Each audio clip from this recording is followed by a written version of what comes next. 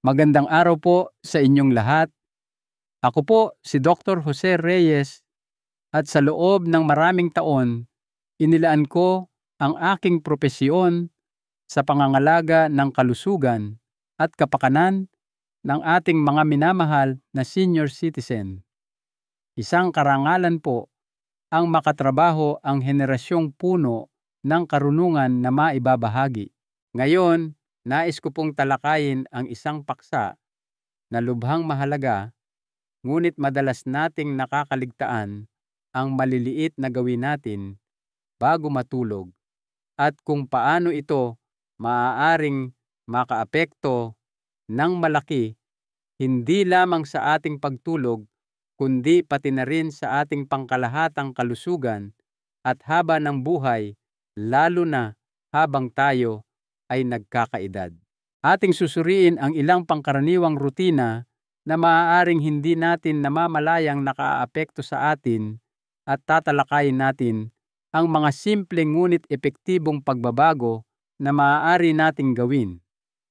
Kaya't simulan na po natin ang paglalakbay na ito tungo sa mas malusog na gabi at mas masiglang umaga. Naitanong nyo na po ba sa inyong sarili kung ano talaga ang nagtatakda kung gigising kayong sariwa, ang pakiramdam o minsan kung kayo ba ay magigising pa? Ito'y isang seryosong pag-iisip, ngunit hindi natin ito maaaring balewalain. Araw-araw, nakakarinig tayo ng mga kwento tungkol sa mga senior citizen na mukhang malulusog na tutulog ng maayos sa gabi, ngunit hindi na nagigising pa kinabukasan. Ang kanilang mga pamilya ay naiiwan sa pagkabigla naghahanap ng mga kasagutan. Walang malubhang karamdaman, walang mga babala, isang mapayapang gabi lamang na nauwi sa di inaasahang trahedya. Maaari kaya itong naiwasan. Ang katotohanan po, ang inyong ginagawa bago matulog ay may mas malaking papel sa inyong haba ng buhay kaysa sa inyong inaakala. Ang maliliit at pang-araw-araw na gawi bago matulog ay maaaring tahimik na nagdudulot ng stress sa inyong puso, nakakagambala sa inyong paghinga o nagtitrigger ng mga mapanganib na pangyayari tulad ng stroke at atake sa puso lalo na pagkatapos ng edad na 70. Ngunit narito po ang magandang balita, mayroon kayong kapangyarihan na kontrolin ito. Sa pamamagitan ng paggawa ng maliliit ngunit kritikal na pagbabago sa inyong panggabing rutina, mapoprotektahan ninyo ang inyong puso, mapapabuti ang inyong pagtulog, at gigising kayong masigla at malusog bawat umaga. Sa ating talakayan ngayon, ibubunyag natin ang 4 na pangkaraniwang gawi bago matulog na maaaring naglalagay sa inyong buhay sa panganib at kung ano ang dapat gawin sa halip.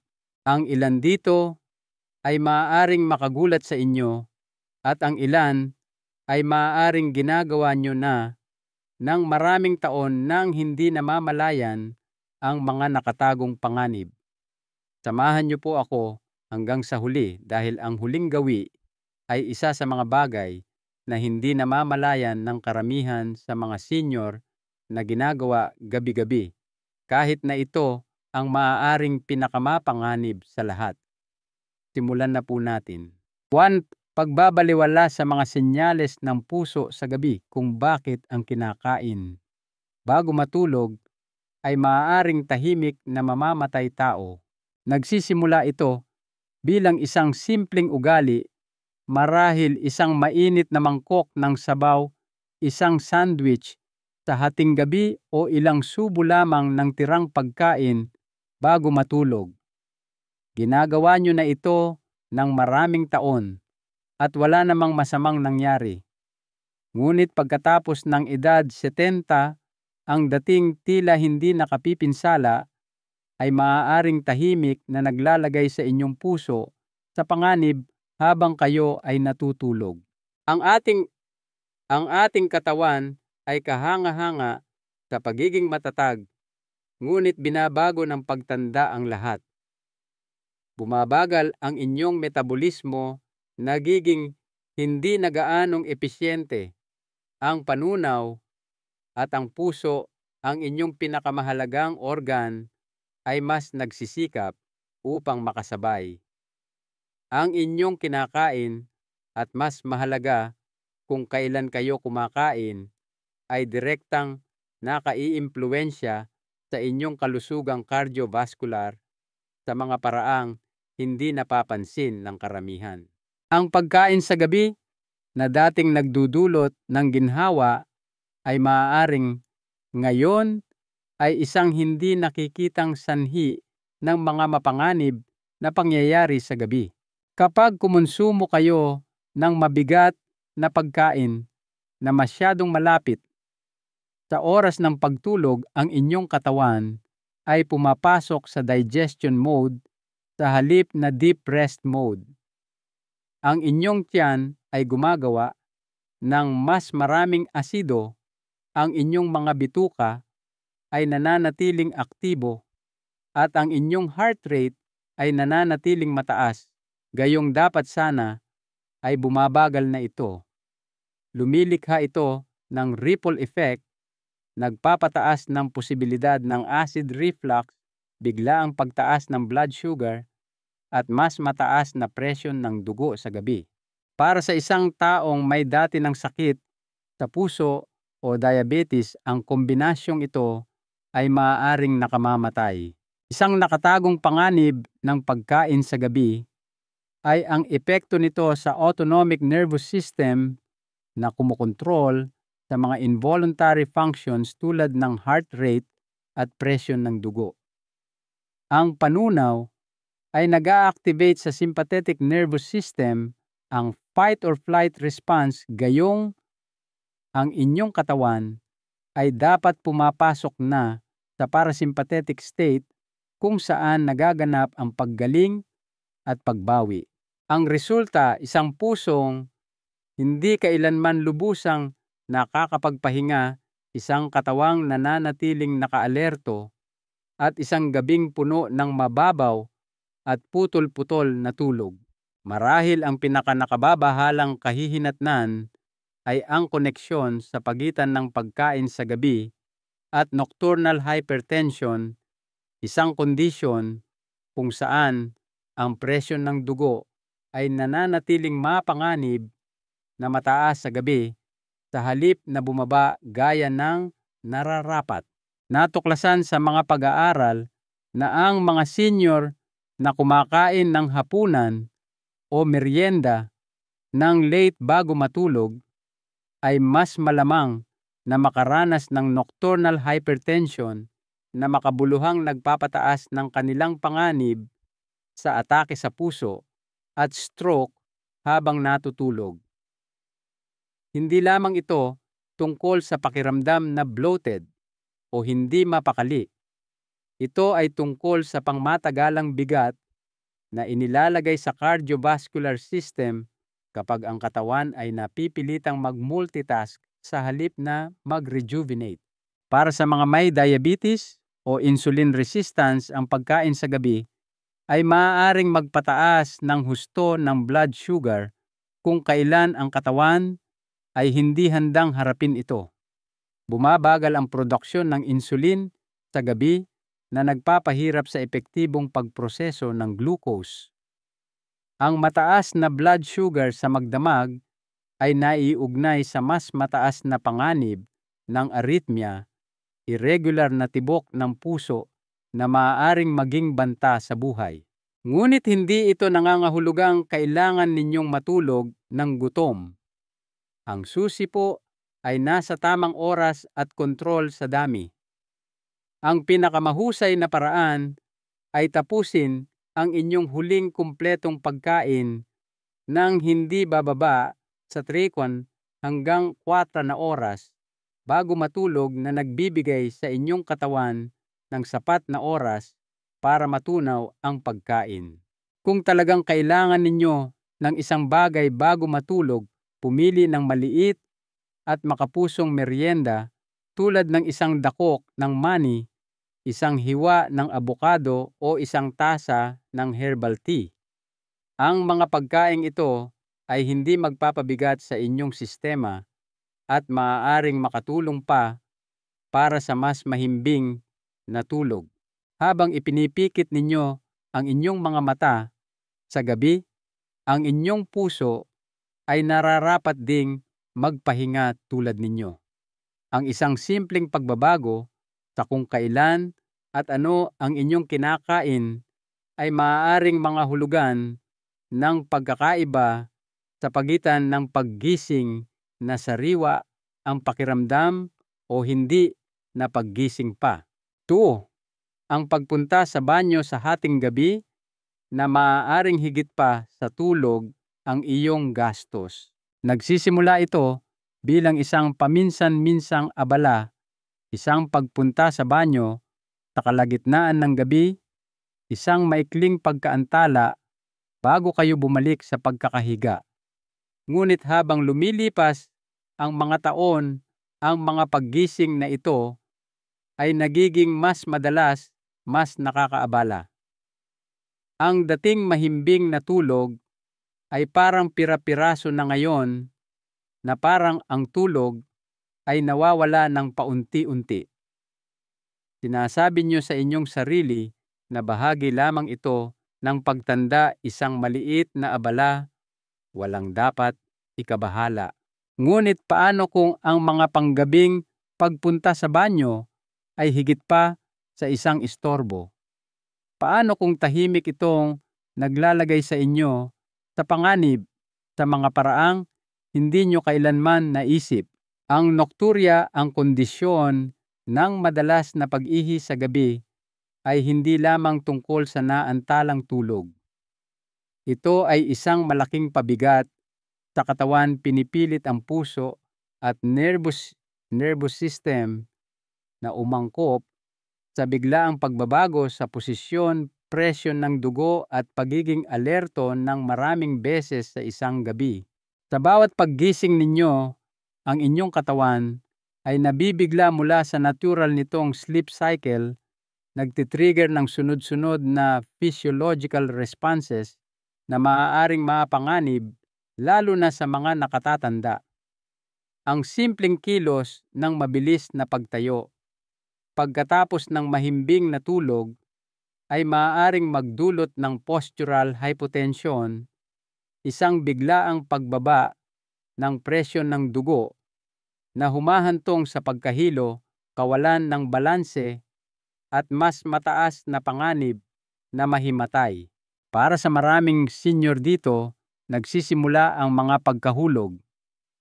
Isang maling hakbang sa dilim, isang sandali ng pagkalito, ay maaaring mauwi sa bali, sa balakang pinsala sa ulo o mas malala pa. Bukod sa mga pisikal na panganib, mayroong nakatagong pinsala na idinudulot ng nokturya sa utak. Ang tulog ay ang panahon kung kailan nag-aayos ang katawan, kung kailan pinoproseso ng isip ang mga alaala at nililinis ang mga toxin na naiipon sa buong araw.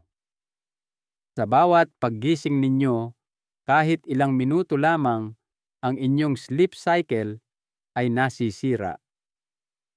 Ang malalim at restorative na tulog na nagpoprotekta sa kalusugan ng utak ay nawawala, napapalitan ng mas mababaw at pira-pirasong pahinga.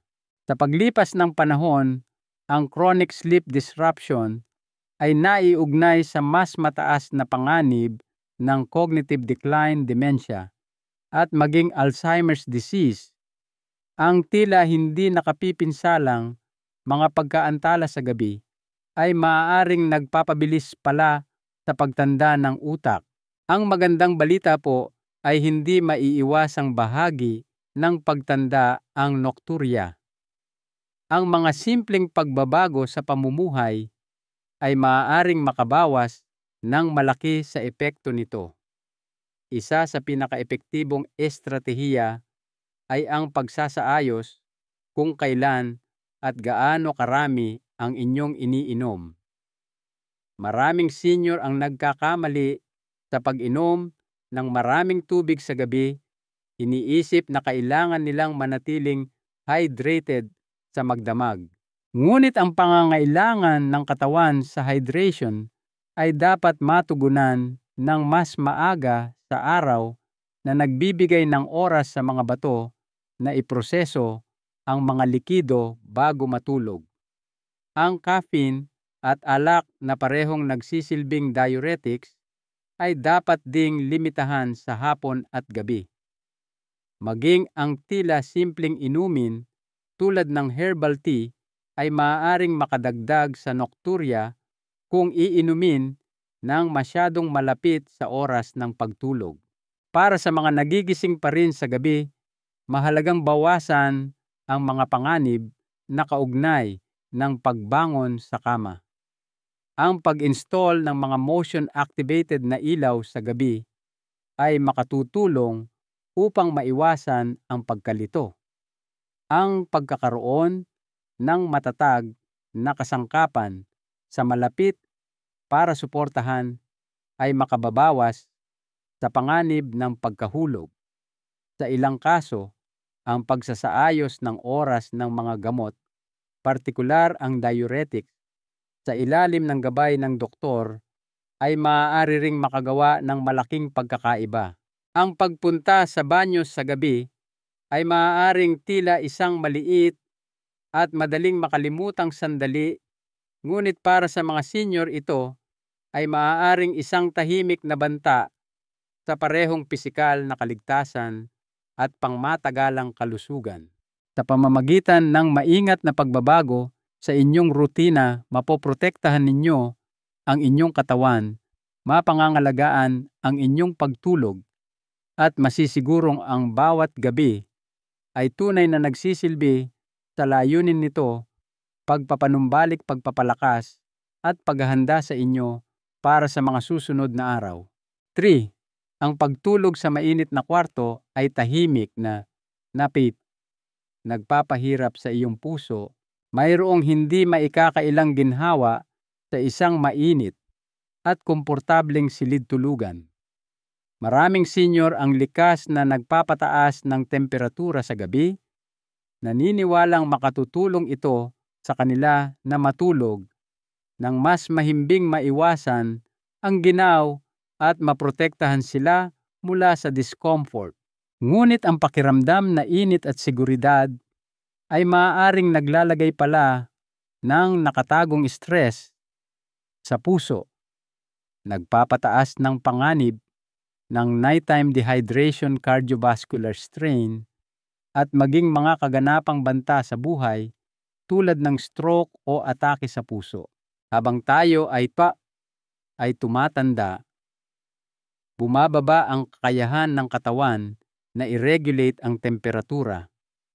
Hindi tulad noong tayo ay mas bata pa, kung saan ang bahagyang pagtaas ng temperatura ng silid ay maaaring hindi gaanong mahalaga. Ang katawan ng isang senior ay hindi na gaanong epektibo sa pagpapalamig ng sarili. Ang mga sweat gland ay nagiging hindi na gaanong aktibo, bumabagal ang sirkulasyon, at nahihirapan ang katawan na maglabas ng sobrang init. Ito ay maaaring humantong sa overheating nang hindi nyo namamalayan, lalo na sa kalaliman ng gabi kung kailan dapat nagpapahinga ang katawan. Kapag masyadong mainit ang silid, ang puso ay kailangang magtrabaho ng mas mabigat upang mapanatiling malamig ang inyong katawan. Ang mga daluyan ng dugo ay lumalapad, nagiging sanhi ng pagbaba ng presyon ng dugo na siya namang pumipilit sa puso na tumibok ng mas mabilis upang mapanatili ang sirkulasyon.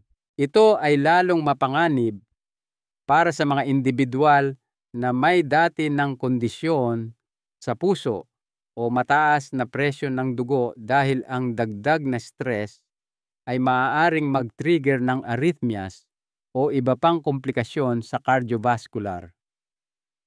Maraming kaso ng atake sa puso sa gabi ang nangyayari sa mga individual na hindi namamalayang natutulog sa mga kapaligirang masyadong mainit na pumipigil sa kanilang katawan na lubusang magpahinga at makabawi.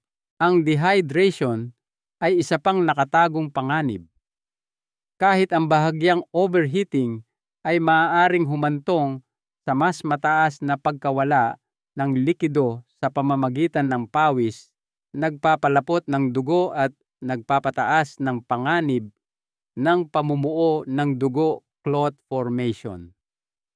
Ang dugo na mas malapot at mas mabagal ang daloy ay nagpapataas ng tsansa ng stroke, partikular sa mga senior na ang sirkulasyon ay komprometido na.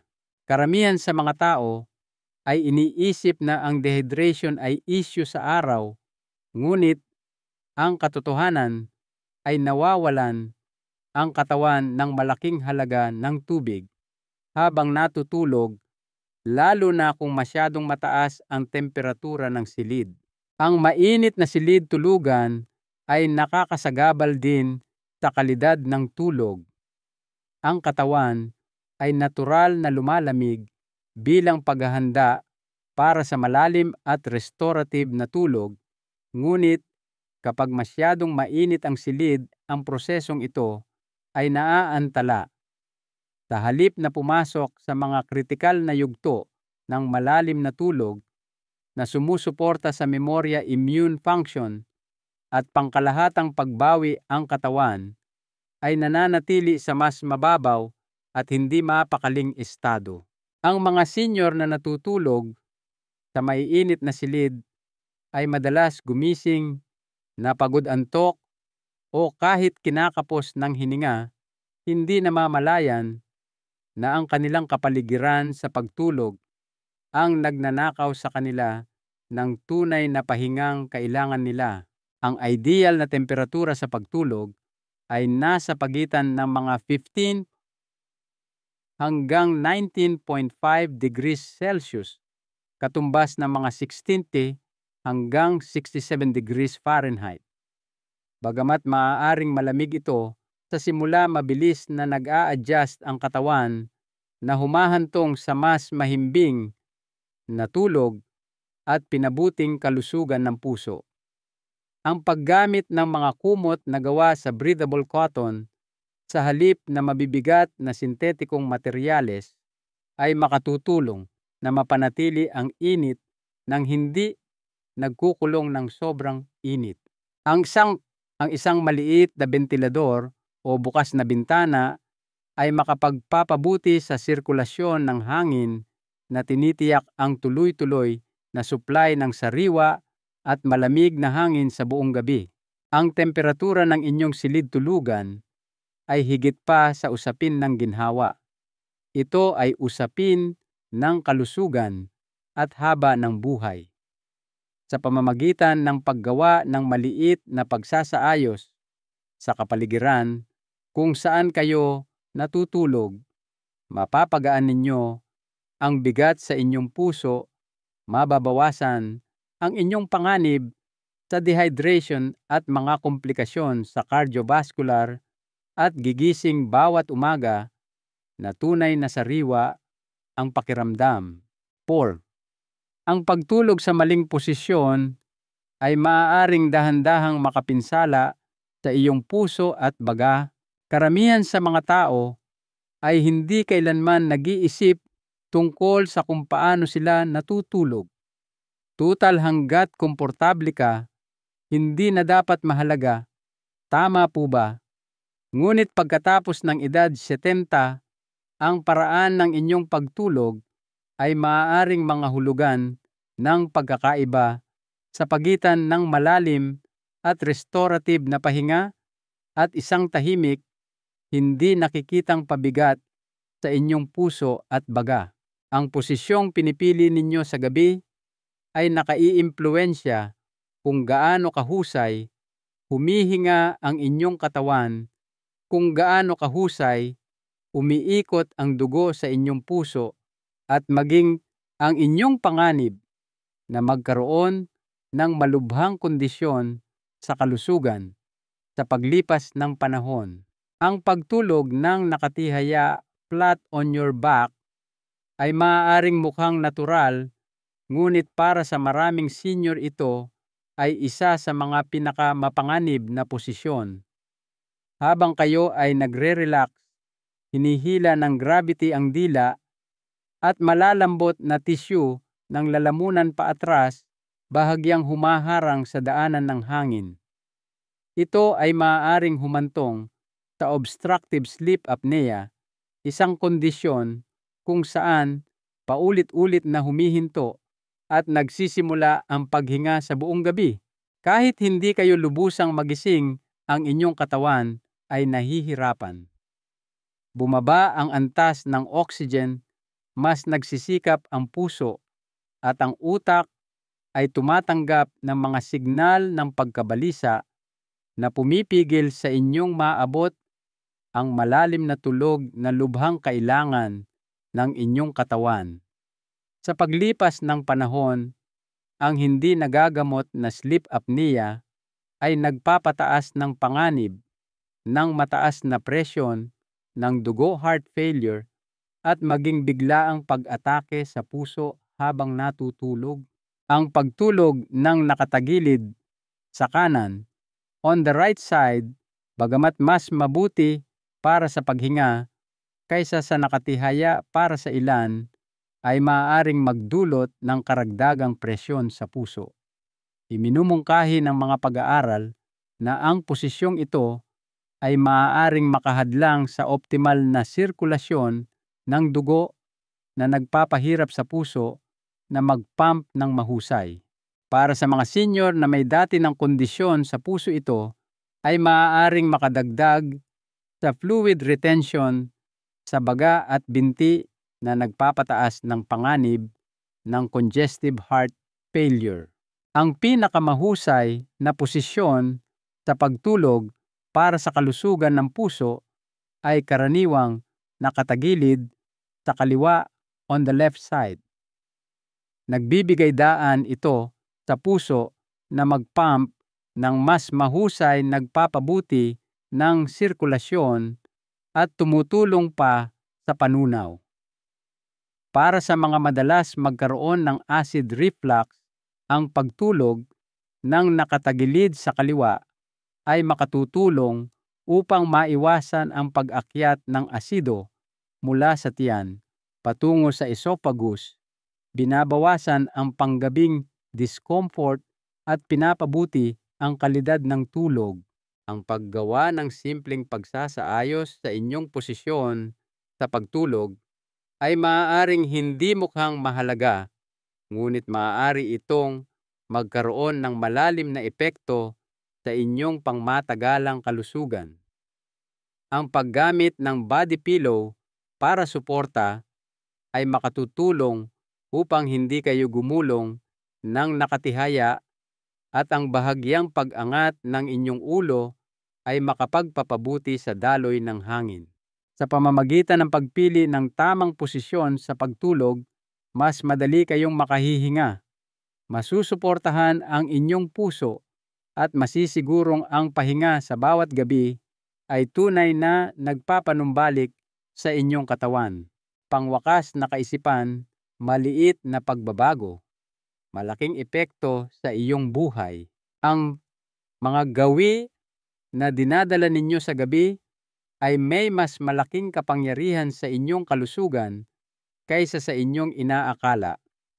Ang pagkain kinakain ninyo bago matulog, ang temperatura ng inyong silid, ang paraan ng inyong pagtulog, at maging kung gaano kadalas kayong magising sa gabi ay maaaring magtakda kung ang inyong katawan ay nagpapahinga, nakakabawi at lumalakas, o kung ito ay tahimik na nahihirapan.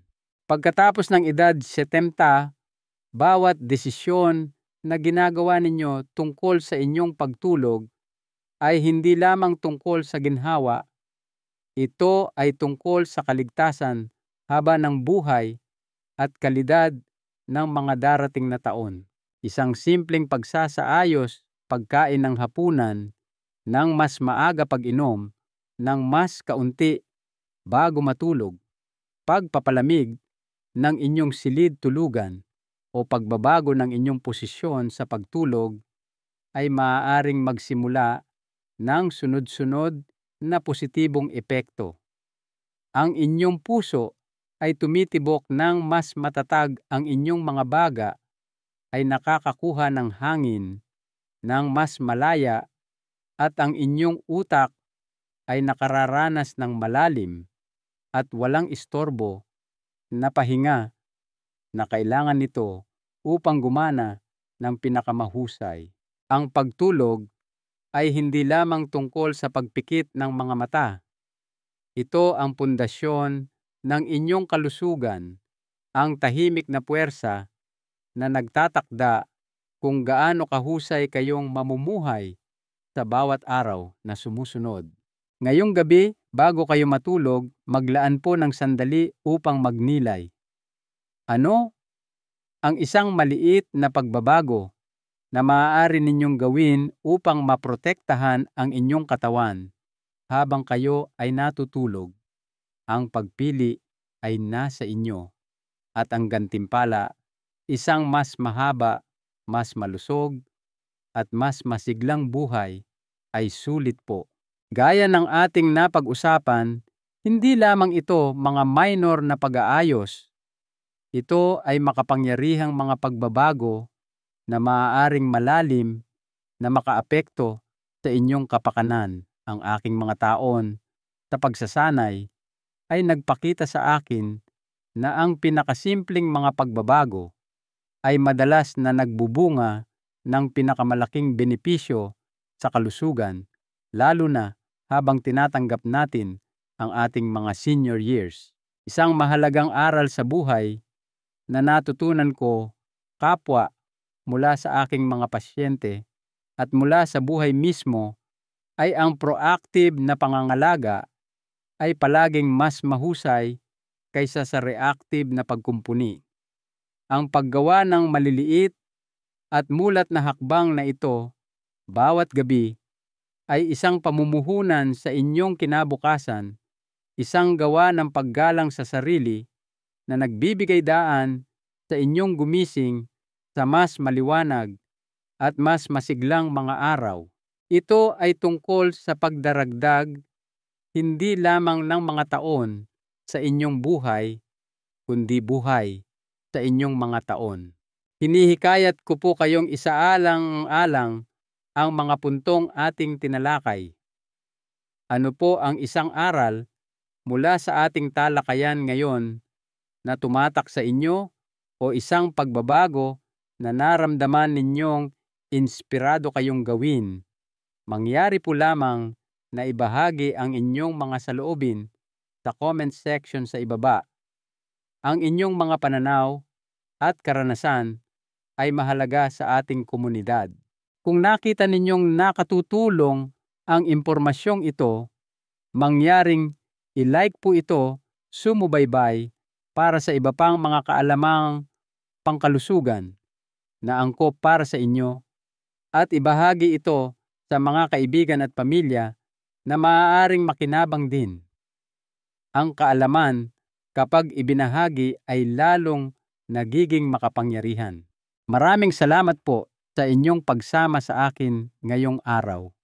Para po sa inyong kalusugan at sa marami pang gabi ng mahimbing at nakapagpapanumbalik lakas na tulog,